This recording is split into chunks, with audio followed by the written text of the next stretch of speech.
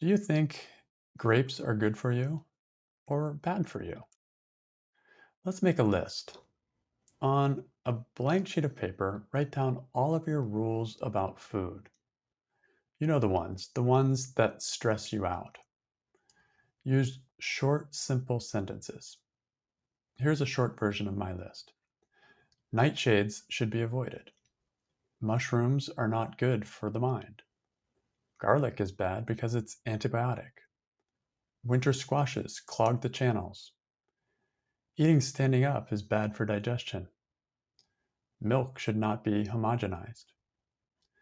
I actually got these from my doctor, and I have found these and other rules about food to actually be very helpful for my health. So learning rules is great.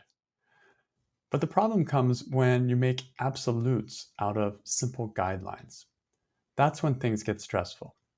That's when fanaticism kicks in, which usually leads to binging and purging in some form or another. But it doesn't have to be that way.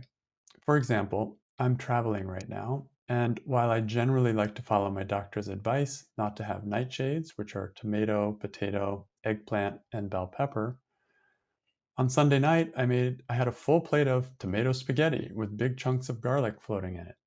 It was served to me by my family when I arrived, and I received it with an open heart. Sure, I picked over the garlic chunks, but I enjoyed it without stress because I had already questioned my food rules. In fact, I was happy that garlic was included. I was getting over a cold, and its antibiotic property may have even helped me. How to avoid black and white thinking. If you don't question your food rules, then you can become a victim of black and white thinking. You can find yourself in uncomfortable situations where you won't eat something that is served or where you want something that you cannot have. It's no fun to be a perfectionist about food because you can't always control what is available.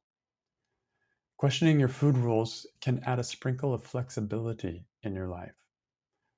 I invite you to do that and tell me what you learn. It certainly has helped me to be less of a health food fanatic. And my favorite turnaround, here's my favorite. Every food, without exception, has some calories in it. Even if you have reasons not to like it, you could easily survive on it for quite a while. So I'll end with this quote from Byron Katie in her book, Question Your Thinking, Change the World. When we try to be safe, we live our lives being very, very careful, and we wind up having no lives. I like to say, don't be careful. You could hurt yourself.